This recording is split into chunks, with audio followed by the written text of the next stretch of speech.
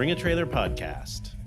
Welcome back to the Bring a Trailer podcast, everybody. This is Alex. I'm joined here in Bring a Trailer headquarters by Randy. Hi, Randy. Hey, how's it going? Going great.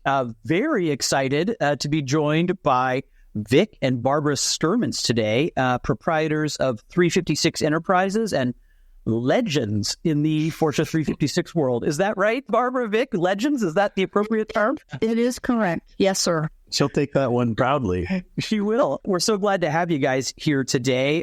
Would love to dive into a whole bunch of topics, but right before we started recording, Barbara, you were telling us about a 356 that you sold on Bring a Trailer. You said that was your car? We actually owned that car 3 different times. Every time from the previous buyer from where the depot this for, because the market kept going up. It's a car I knew thoroughly, had been through it front and back, and so I had no problems paying. I got more than he paid us, and each time we checked everything over and moved it on for a little higher price yet. But let's say what car that was. That was a B or a B Roadster or C? What was it? It was a sky blue. Yeah. 64 C Coupe. Mm-hmm. Really nice car. I love that. You've had a few they've sold on BET. I can't keep them all straight, so we'll go through. So that's the first one we sold. And we sold that car in late April or early May of 2018 because the car was live when I met you at Road Atlanta. And you came down to the paddock to see us in the paddock area. That's right. We had what we call a BAT alumni gathering at Road Atlanta in 2018. One of our first big alumni gatherings was in Atlanta. We drove a car coast to coast to go to the Midi, which was a set of vintage races out there. And you guys were racing, and also, that car was live at that time. And I came down and found you guys at the trailer, I think after you'd been on track, and said some hellos. And it was just super cool to meet you in person. Obviously, Alex, if you could also set the table. I mean, I'm sure almost everybody knows who these folks are in the 356 world, but if you could give a little bit of their background and who the Skirmants are. Yeah, I would absolutely love to. I mentioned the term legends in the 356 world and made kind of a joke out of it, but I really, Barbara, to your point, I don't think it's a joke at all. I think that's what everyone would consider you guys. Maybe, Vic, you could talk a little bit about what got you into 356s in the first place. You go way back to the 1960s, I think, when these were new cars. I bought a 58 Coupe in 1963. I became interested in them because, I'd been reading in sports car magazines. I had an MGA, so it was time to get out of that thing.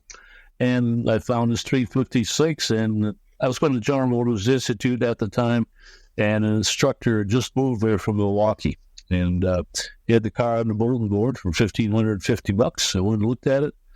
Duly impressed. As soon as I closed the door, it sounded like it got into a bake wall. And as soon as I hit second gear, I said, I'm buying this car. That's it. You went racing pretty shortly after that, didn't you, Vic? I started racing in May of 1965 with a late 56 Speedster. Well, you started working at Waterford Hills as a flagging guy first. Right. Waterford Hills. Tell us about that. Is that a track? It's a club-owned small racetrack, 1.5 miles long, and it's in Clarkston, Michigan. It's a pretty famous little racetrack. Sterling Moss actually raced at that racetrack, and he quoted that if you could learn how to drive well at that racetrack, you could be successful any place in the world. And it's a momentum track. You got to keep the car going. It's not a stop-and-go track. Basically, I raced there for a few years and did some SEC regionals where they accepted a Waterford license. I raced in Canada, and I finally got an SEC national license. And 3 tracks that I went to I'd never seen before. I broke the record first time. Not to embarrass you or anything, Vic, but am I right in saying you've been or qualified for the SCCA runoff something like 20 times? Is that right, over the years? Yeah, I could look it up, but basically, let's see. It's on our website. There's a history on our website, and there's a listing of every time we qualified in the finishing positions at the runoffs. I had to scroll down to see it all.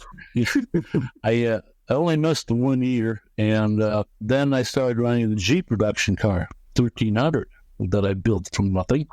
And so I was running 2 cars at the same time, which doubled my participation down there. So I finally won my one and only national championship with that 1300 car at Mid-Ohio in 1994. It's the fastest and 1300 Porsche ever built. And in the 80s, he also competed in the Porsche Cup North American Awards, and he won trips to Germany all 5 times. We finished second to John Andretti in 1989 and came home with a $18,000 check from Porsche. So he's the only driver that actually finished in the top 15 and won money in all 5 years that the Porsche Cup North America existed. That's pretty cool. That's extremely cool. You went along with all this madness, huh, Barb?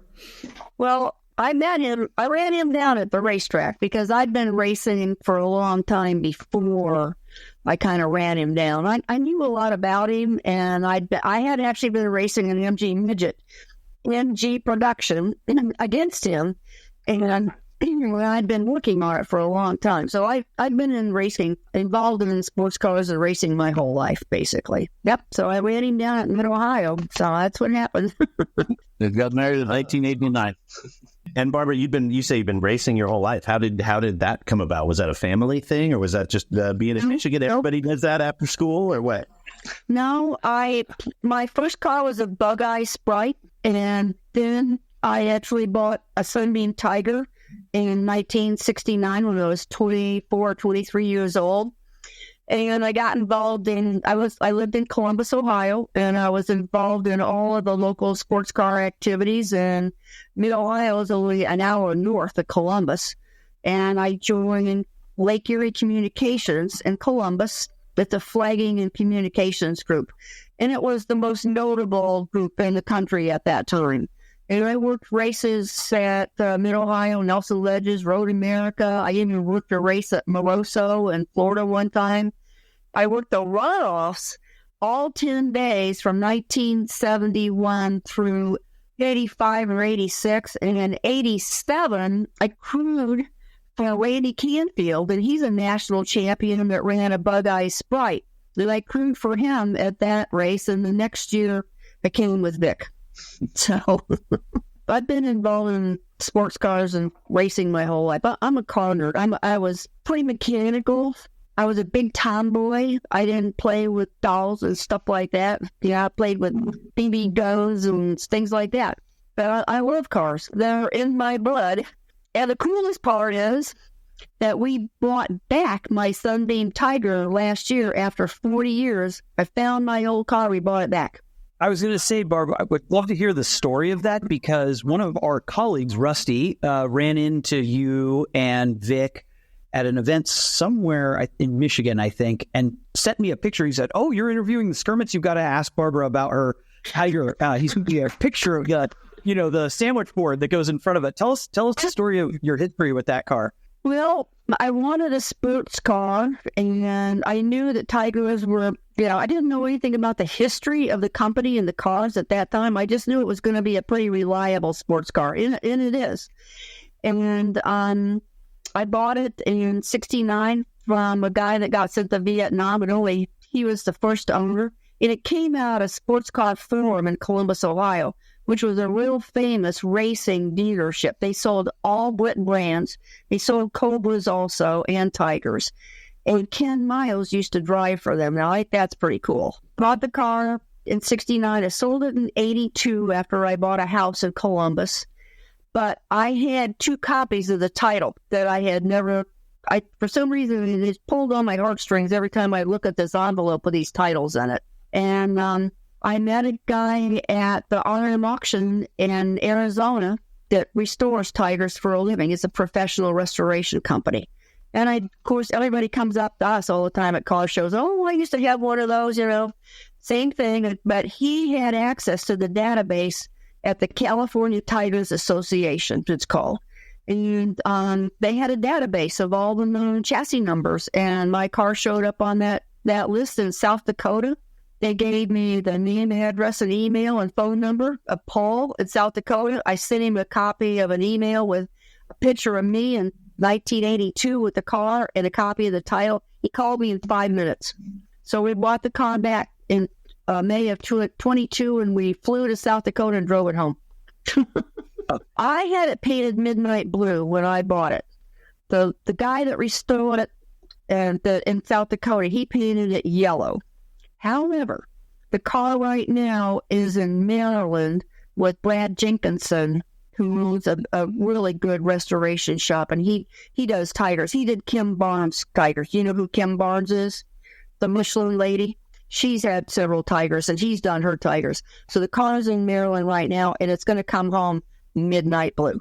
It's such a green story. Vic, as I recall from looking at that board that you put out in front of the Tiger when you take us to shows, Barbara gives you credit for being the one to buy it back. But it sounds like I don't know who was the one to buy that thing back. Maybe she was just being charitable. Well, he always told me we're never going to have a free car in our place, okay? And he kind of changed his mind.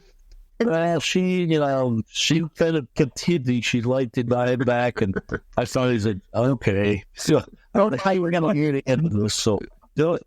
But you know what, Alan? We're going to have a lot of fun with the car when it comes home. It's going to be in really nice condition when it comes back. All of the little problems are going to be fixed with it. It's not going to overheat anymore, and so it's going to be great. So I'm happy. I'm excited. You should take it to a 356 event and go run circles around them.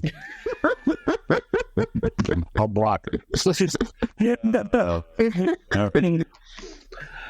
So, Vic, I was hoping to ask you a little bit about your history on Bring a Trailer and how you found it. You are somebody who everyone gets excited about when you show up in the comments. I don't think anyone's comfortable bidding on a 356 till they see that Vic has weighed in.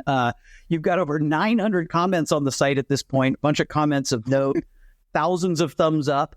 I always enjoy seeing it when you pop up, and I know Randy feels the same. Tell us how you found the website and what made you start, jumping into the comments and sharing your expertise. I probably found it, but I don't remember exactly how. We have a lot of friends all over the world in 356s. That's the good thing about having cool sports cars is, circle of contacts and friends is all over the world, especially with these cars. I don't remember exactly how I found it, but, we're really active in the 356 Registry magazine also. Vic was a technical editor for ages. I was a membership chairman for 18 years. All started. Yeah, he started the registry, so... Well, we started following what was going on Bring a Trailer. And number one, I love that there's no spike minutes. 2 minutes to go, 7 minutes. Yeah, 2 more minutes. Keep on. Great. Cabriolet earlier this week, I think, went about 25 minutes over. Our 64 we saw, I think that went 19 minutes over.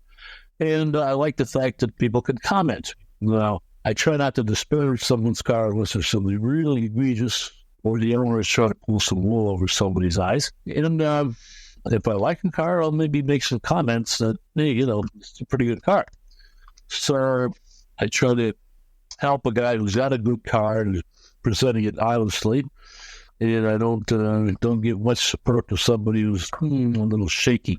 That was a 50-line convertible 2-3 years ago, and it was real questionable. It had a really early transmission in it. I think I said something about it, and eventually you guys pulled the auction. I don't think necessarily from what I said, but there are other things about the car. We care when VicSkirmants weighs in, for sure. You and Vic, you've encountered cars that you've worked on. I feel like I've seen you post, say, I rebuilt the transmission on this car and refer to your records in your comment. Well, on one car, the car didn't have the original transmission, but they put up the number. And I made the comment, well, I just rebuilt that for somebody else. That transmission. And the guy who bought the car, he ended up with that trans, so he was pretty happy.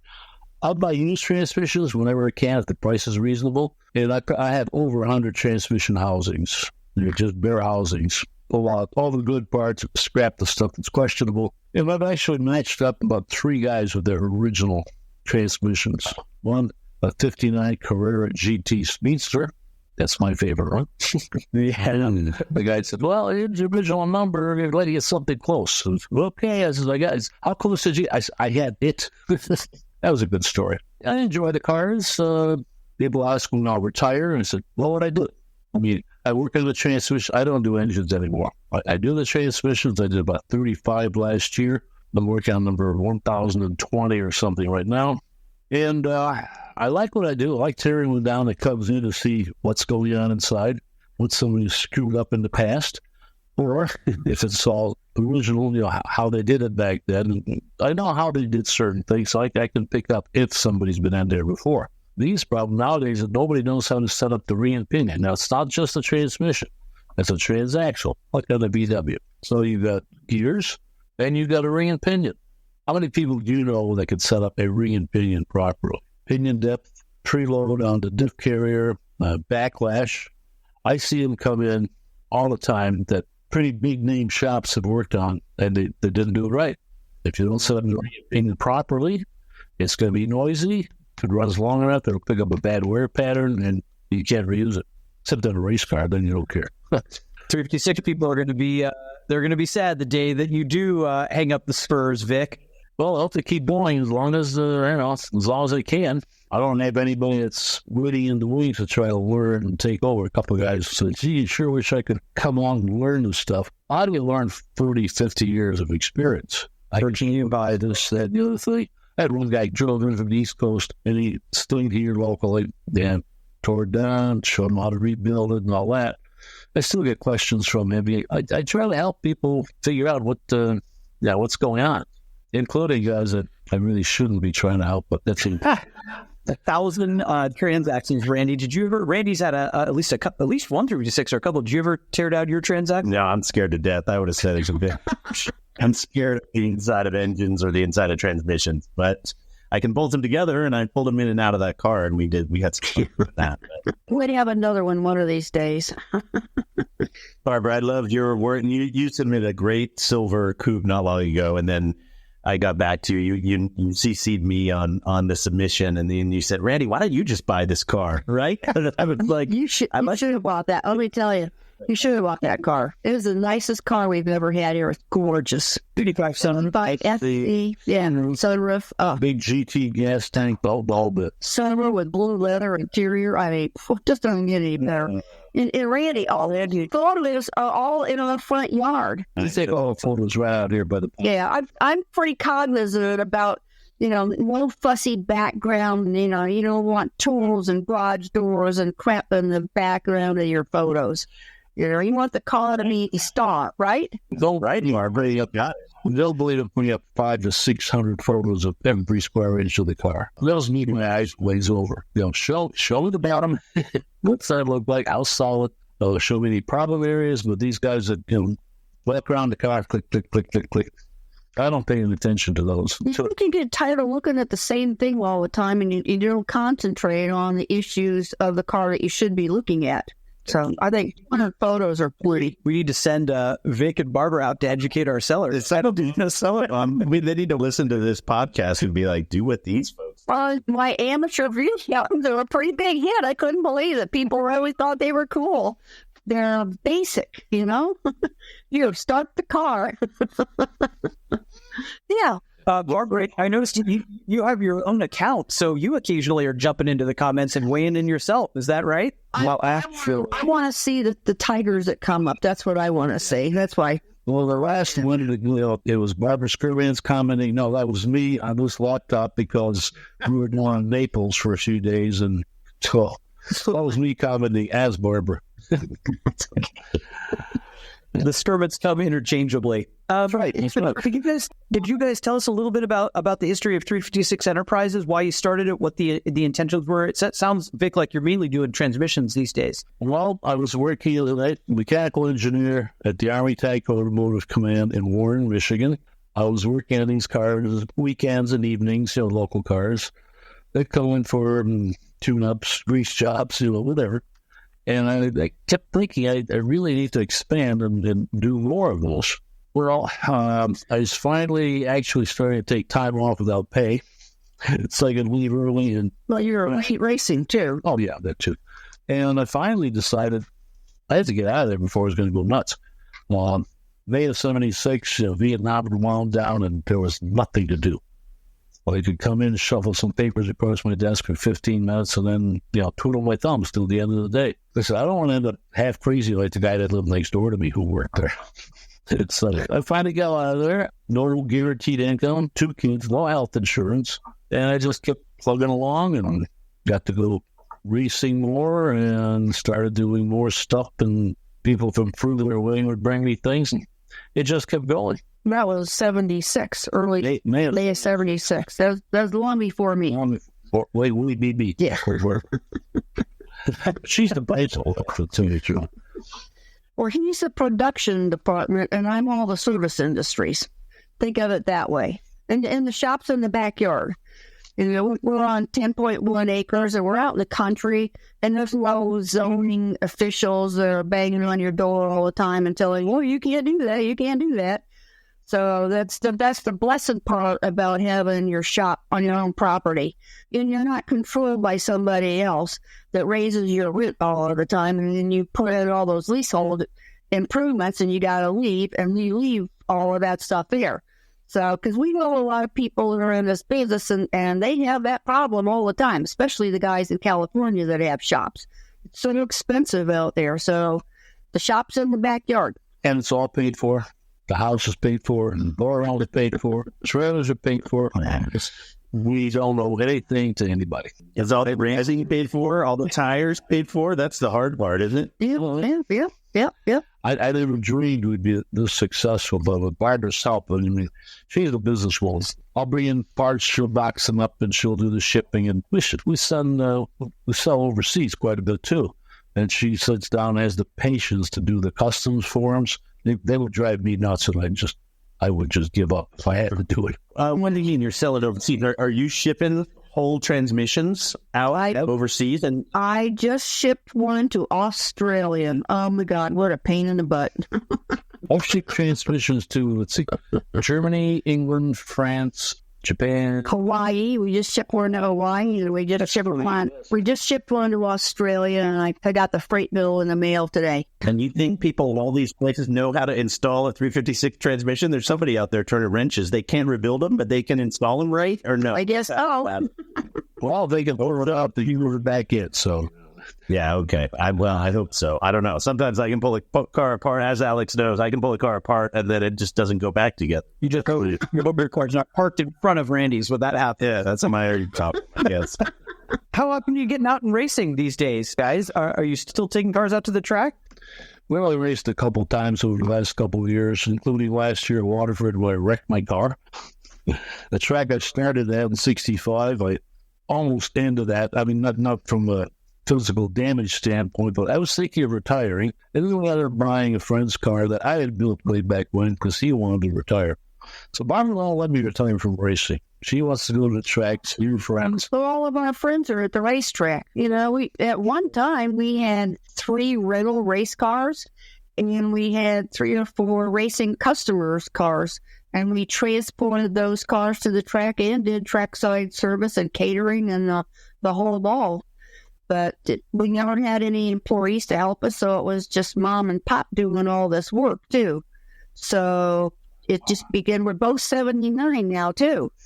And it just became too much work. But, now we've got a smaller trailer and a smaller motorhome, so we can still do it. I want to go back to Road America next year. All of our friends are at this year. There's 2 big events at Road America. The one in July, which is the Brian Redmond event, and then there's another event in September, which is a really, really nice vintage car event. So we'll see. I want to go to Mid-Ohio, but the only sanctioning group that runs Mid-Ohio is SVRA. And they pretty much have eliminated all of us vintage cars. He's gone into the Trans Am series, and he's gone into the big Formula Car series. People don't believe me when I tell them that the most stressful part of the weekend of going to the racetrack is getting into the paddock and setting up. It really is, because you can't control anything of that. They're in control, and they're going to force you where you want to go. Well, you go to the racetrack to be with your buddies and your friends and everything, so you don't want to be out in hell's gone blue. You want to be with your friends. So he's kicked all of us old timers that have been racing with SBRA for 30 years to the side and taken on all of these big, fast cars. So at Mid-Ohio last year, there were only 6 vintage cars in the group. So that's tragedy, because I grew up at Mid-Ohio. I started going there when I was a kid. So I'm sad about that. Grady and I have gone to the historics out here at Monterey many times together, since that's, kind of our local track. And I do. We're always thrilled to see a 356 out on the track, man. It's the best. It's the best. So I hope that some other courses or some other sanctioning bodies or whoever else would still be welcoming. But last September is the first time that we didn't come to a Rennsport. We've been to every Rennsport since they were created, and we did not want to come back to Laguna Seca. We don't like or don't agree with some of the decisions there. They make getting into the paddock an absolute nightmare, pain in the butt. And you don't give you any paddock space. They limit you how much paddock space you have. And if you don't fit in there, then bye. You might as well just drive another 3,000 miles and go back home. Pretty much the way they treat you. So we did not come, which I'm sad about. Rennsport needs to move around the country like it was created to do in the first place.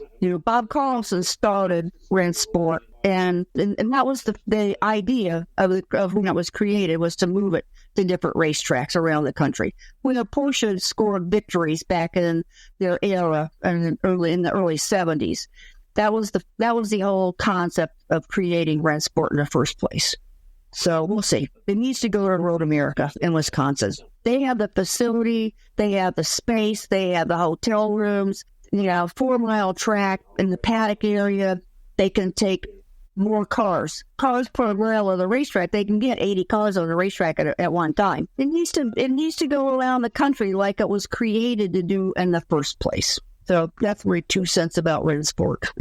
Love your 2 cents. A question for you. I mean, are parts available for all of these, Vic? Or are you machining stuff yourself? Or are you calling anything Germany? Or how are you doing all this? We've had parts made here in the States of certain items. As far as Germany, I don't know. There's a couple of things being made over there, but, the prices are astronomical. Good news is, with all the used transmissions I bought over the years, I have a lot of good used original parts. And the early transmissions, if you know what you're doing, you can use some of the latest parts in one of the earliest transmissions. You can't just say, take this here and put it in there. And then you have to watch out for spacers and stuff like that. But if you know what you're doing, you can really upgrade an early trans. You put all the later sync rules and everything else in there. And we've made a special custom tall fourth gear that Porsche never dreamed of. Started doing these gears years ago when we needed the special ratios for the race cars. Porsche at one time had several different gears available for like first, second, third, fourth. And then, of course, eventually, they weren't interested in keeping going with that. Well, if you want to race, you can't race with a stock gearbox. Our racing transmission, we machined first gear off the shaft, put second gear down there, one of 2 or 3 different second gears. Then we put 1 or 2 different third gears in second gear spot, and then a couple different third gears in third gear spot. And then finally you get up into fourth gear. There's only a couple of reasonable choices for a race car. I mean, you don't put it on a tall gear unless you're going to go around Bonneville. So anyway, as far as parts, the gears are about the only thing we've really concentrated on having so we can keep building these things. For the really early transmissions, the VW-based housings, you can take a VW housing, remachine it like Porsche did, but then you need the nose cone that Porsche used they moved reverse gear on to a whole different nose. I had those locally recast, remachined, identical to the original. So I'm going to keep these cars moving. We have invested in having parts remanufactured for us. We've had these parts molded, cast, and remachined. And we do have a prototype machine shop that is making parts for us also.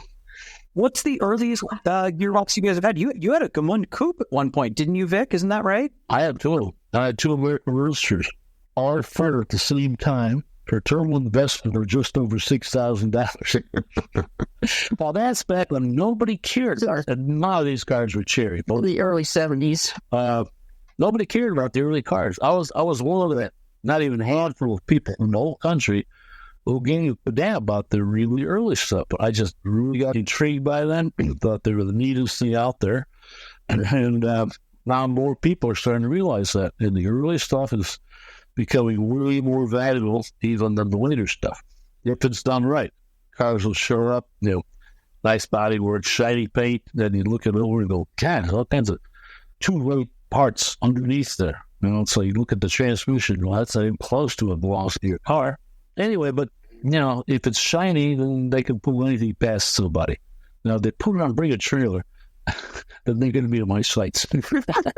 That's why all those sketchy ones are in Arizona this weekend, right? And every place off. Right? One guy was bragging about his 59 coupe and how original it was. Perfect. Nothing unmolested, listen. That is a front diagonal member with the hole for access to the grease fitting. It didn't appear till late 61. So, cut the crap. I love that. I just want to circle back real quick. You said in the racing transmission, did you say you machine off the first gear? Real gear is part of the input shaft because the drive gear is such a small gear. I'll be separate. So it's made as part of the whole part of the shaft. So machine that away. You machine it away. You basically make it a 3-speed 2 through 4 gearbox for racing. Well, you basically make it like a 5-speed close ratio box without a first gear because you've got a short second, a short third, taller third, and then a short fourth. So you got 4 usable gears. All our races are really starts. We don't need the first gear, and we don't want it because you'll never use it once you're on the track. Matter of fact, at Sebring one year, they were going to do Le Mans starts. They did do. Yeah, I was worried because I had a special box in there. No big deal. Something broke that. So I could only put it in the spare, which had a taller first gear, second gear. And I'm thinking, what do I do? What do I do? Do I take off and just kind of try to stay out of people's way, and be careful? I was groomed about 22nd in Mustang, all kinds of stuff in there. Well, flag dropped. I was 7th in the turn one. He took off like a spotted leopard, I'm telling you. He was passing cars like crazy. Of course, the 911's caught up halfway. Yeah, all you have to do is rev it up a little bit and get there and slip the clutch in and out a little bit, and then you're off, And if you stall, you just restart it. I used to drive the MCCA cars, too. You can do it. It's not that big a deal. You just get her going. So easy a K-Mac to do. Amazing, guys. I really appreciate all that. Anything else that you guys would like to chat about? We haven't even talked about the fact that a European war refugee came to this country at the age of 5, didn't know a word of English. I've got all that here, Vic. I was going to ask you if you can still speak Latvian or not. Yes. That's the only language I knew until I came over here. And now, when my half-sister called me for my birthday, and it's about the only person I get to speak Latvian with anymore since my mother passed away.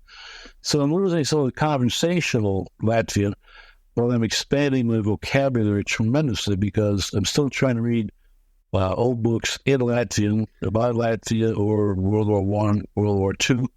And I'm a history nut. I like learning what happened in the past. When I read about your background, I was fascinated. I didn't know whether you would want me to bring it up or not, but maybe for our audience, you could give them a little bit of your background from, leaving Europe during World War II and coming over here. It's fascinating stuff as far as I'm concerned. Well, I was conceived in Latvia.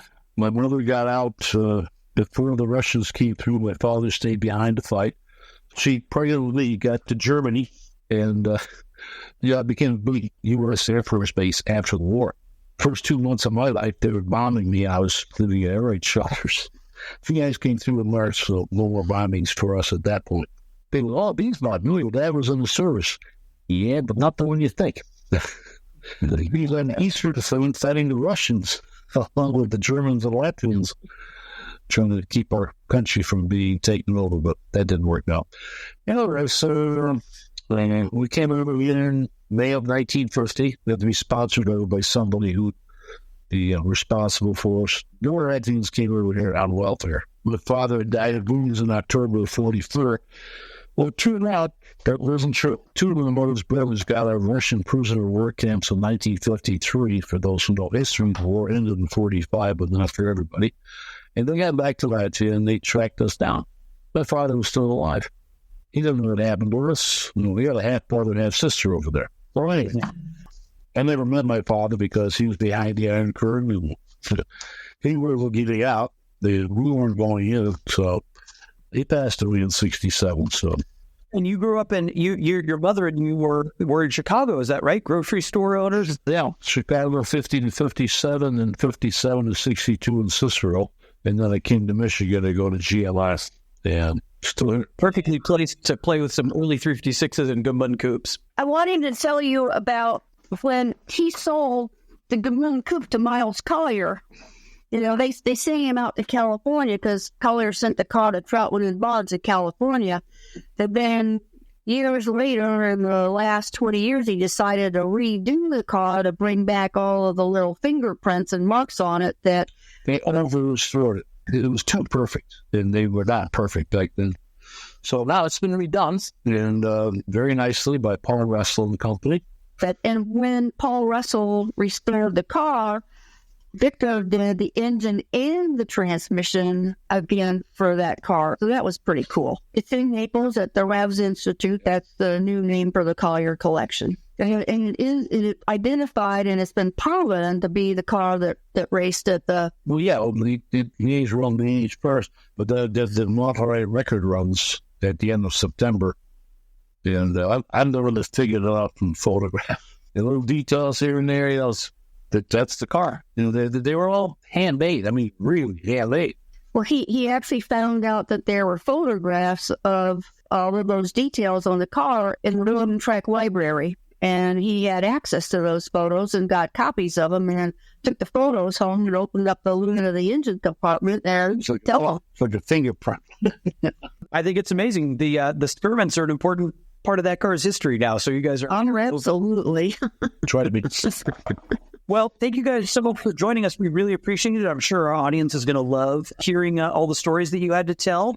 Randy, anything else from you before we close on out other than a big thank you? No, just really appreciate that you guys are involved in BAT. BAT's audience is so diverse and all over the place, but there are so many specialists that know far more than we could ever know here on the team. So we love yielding the microphone on the podcast and also in the comments and on listings. Like just the fact that you guys are part of this journey and this group that we have that are so excited about these auction cars. It makes me happy all the time. So I hope I get to see it in another paddock somewhere or out in Michigan or in the island. Maybe we can cross paths. I'd love to see you again. That'd be great.